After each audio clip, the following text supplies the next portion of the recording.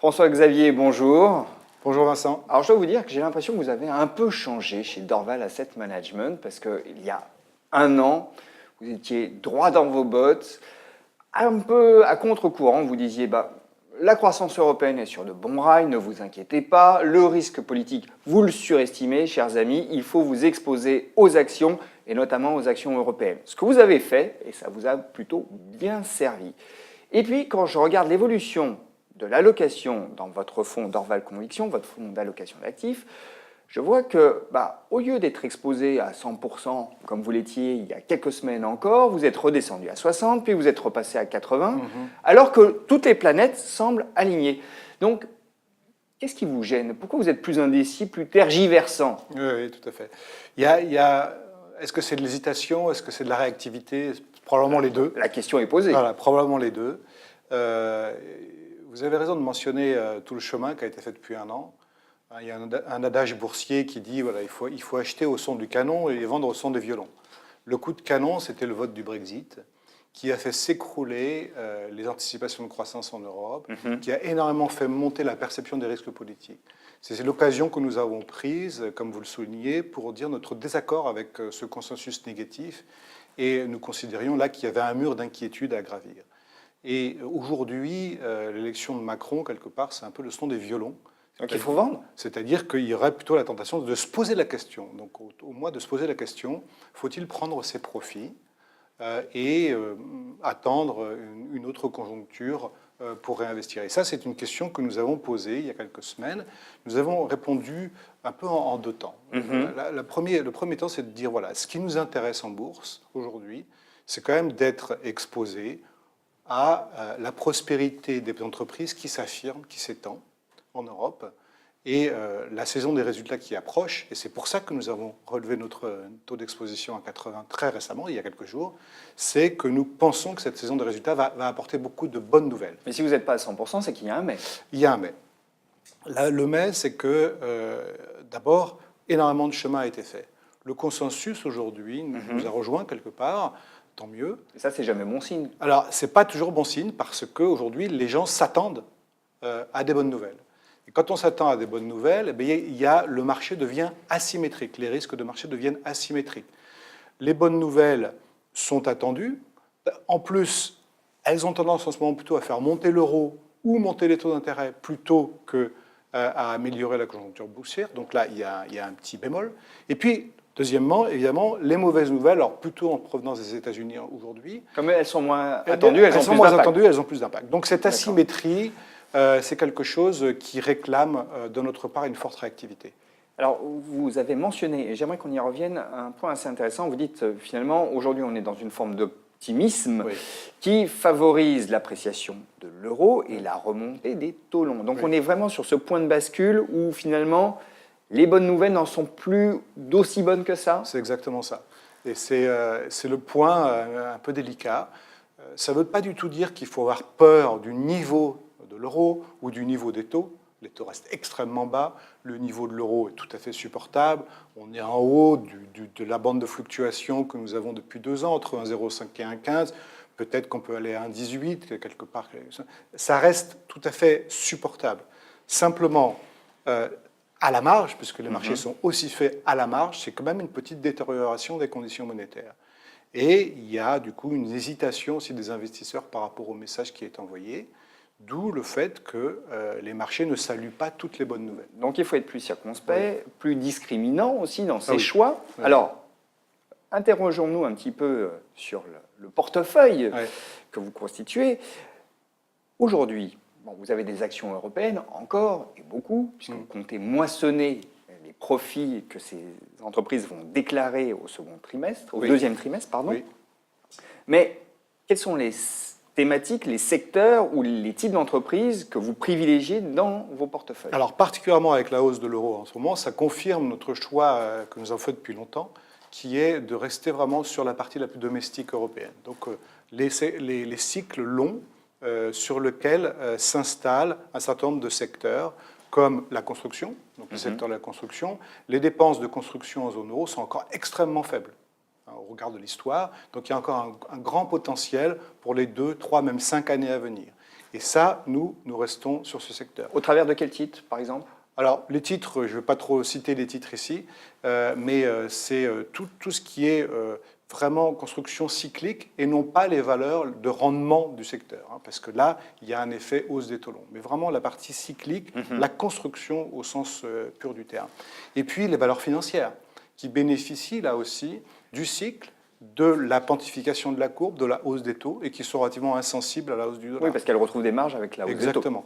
Et puis, enfin, les valeurs petites et moyennes valeurs, les plus domestiques, là aussi. Qui ont très bien performé. Qui ont très bien performé. Donc, c'est vrai que là aussi, on voit beaucoup de gens investis. Donc, il faut bien mesurer le rapport rendement-risque.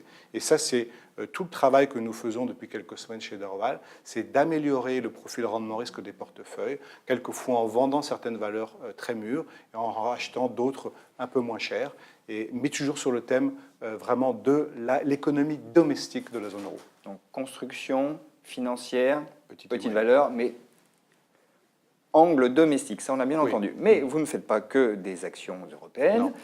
Vous avez aussi un a priori très favorable en faveur des actions japonaises. Oui.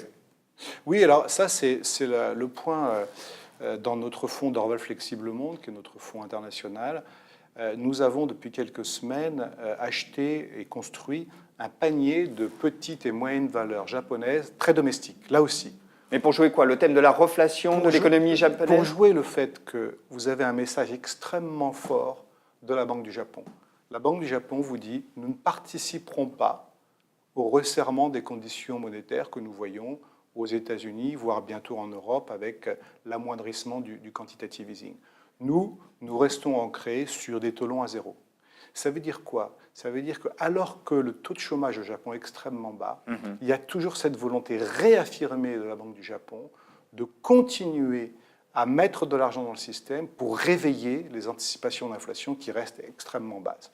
Ça veut dire qu'on voit aujourd'hui un effort monétaire affirmé et en même temps, il y a une énorme nouvelle qui est arrivée au premier trimestre, qui est vraiment la plus grande nouvelle qui nous a fait investir, c'est que la hausse des profits au Japon n'est plus dépendante de la baisse du yen. Ah oui, ça c'est capital. Et ça, c'est capital. Parce qu'on pouvait douter finalement de la qualité de cette hausse des bénéfices. Ça. Et là, aujourd'hui, pour vous, c'est un signal très récent. C'est un signal très récent, c'est ça qui nous a fait bouger. Qu'est-ce qui vous fait croire que ça va durer aussi? Est-ce que ce n'est pas un épiphénomène? Alors oui, c'est tout à fait juste, ça pourrait être un épiphénomène, mais il est trop fort pour être négligé. 20% de hausse des profits avec un yen qui a fait zéro. Et ça, c'est un message très fort. Et c'est tout à fait affirmé aussi par les chiffres économiques, la hausse du crédit, les ventes au détail qui sont meilleures. Donc voilà, nous suivons tous ces indicateurs-là et tout est en train de converger. Or, c'est un thème qui est relativement peu joué. Les gens se sont beaucoup focalisés sur l'Europe. Le Japon a été un peu oublié, donc on essaye de profiter de ce côté oublié. Alors, restons toujours à l'ouest. Enfin, le Japon est à l'est, tout dépend où on se situe sur le planisphère. Hein. Ouais. Mais regardons les États-Unis, pas très loin du Japon. Les États-Unis, là, vous avez un biais très technologique. Oui. Alors là, je vous regarde avec de gros yeux, hein, parce que les technos, tout de même, elles sont très chères aux États-Unis. En tout cas, elles en ont la réputation. Oui, il y a une légende urbaine sur les marchés qui est, voilà, Wall Street est cher et c'est à cause de la techno.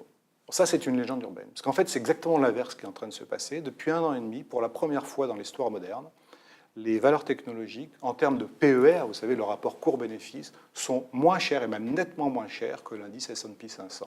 Pourquoi?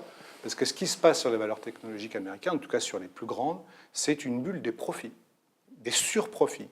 Et donc, il y a aujourd'hui une captation quasi monopolistique ou oligopolistique des profits par quelques entreprises américaines.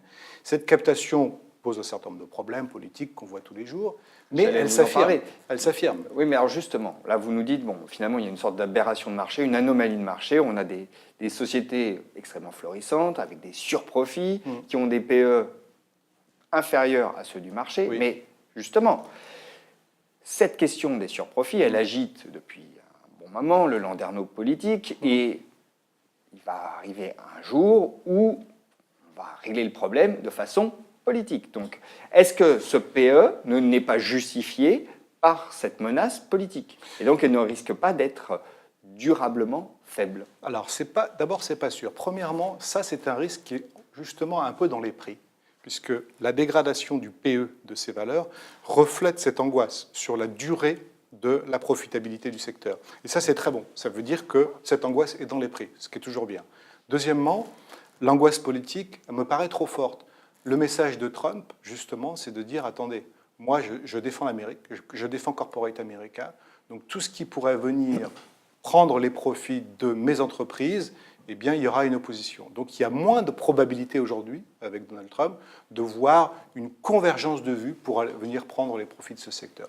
Donc je pense que la fin des surprofits dans la techno viendra probablement de la fin du cycle américain. C'est très cyclique. D'ici 2, 3, 4 ans, personne ne le sait. Mais on a vu avec les chiffres d'inflation aux États-Unis que les pressions ne se font pas jour, que la fin du cycle aux États-Unis est probablement beaucoup plus loin que ce que les gens imaginaient, puisqu'il nous faudrait, pour parler de fin de cycle, il nous faudrait une hausse des taux, il faudrait une hausse de l'inflation, il faudrait une hausse des salaires, on ne l'a pas. Donc, vous avez de la tech Oui. américaine, très bien. Bon, on a bien balayé les actions. J'aimerais qu'on parle très rapidement des taux. Qu'est-ce que vous faites avec les taux? Eh bien, justement, c'est le point sur lequel nous affirmons quelque chose de très fort depuis longtemps. C'est que nous refusons d'investir dans ce que nous appelons les bond proxies, c'est-à-dire les actions qui sont les plus sensibles, les plus vulnérables à une hausse des taux longs. Non pas que nous ayons un scénario de catastrophe, mais ça fait partie des scénarios de risque. C'est la hausse des taux longs aux États-Unis, mais surtout aujourd'hui en Europe. On voit que, par exemple, le 10 ans allemand a cassé les 0,5, on pourra aller vers 0,8, 0,9, 1%. Et donc, nécessairement, les valeurs qui ont le plus bénéficié de la baisse des taux, du quantitative easing, sont les plus vulnérables. Donc voilà un secteur sur lequel nous n'investissons pas. Mais si on parle de la dette elle-même, vous faites quoi?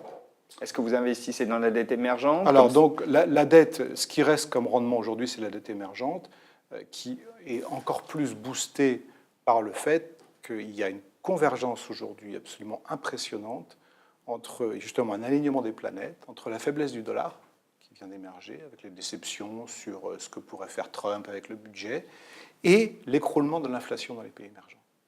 Aujourd'hui, vous avez des pays comme la Russie, comme le Brésil, qui vivent avec 3% d'inflation. Ils n'ont pas connu ça dans cette génération. Et ça, c'est exceptionnel parce que ça veut dire que le potentiel de baisse des taux et de stabilité de la devise aussi dans les pays émergents est un des meilleurs que nous ayons connus dans l'histoire moderne. Donc oui, ça veut dire que quand on alloue aujourd'hui son argent sur les marchés mondiaux, la seule source de profitabilité, de rendement sur le marché obligataire, ce sont dans les pays émergents et les fondamentaux sont encore meilleurs que ce qui était attendu. François-Xavier, merci. Merci Vincent.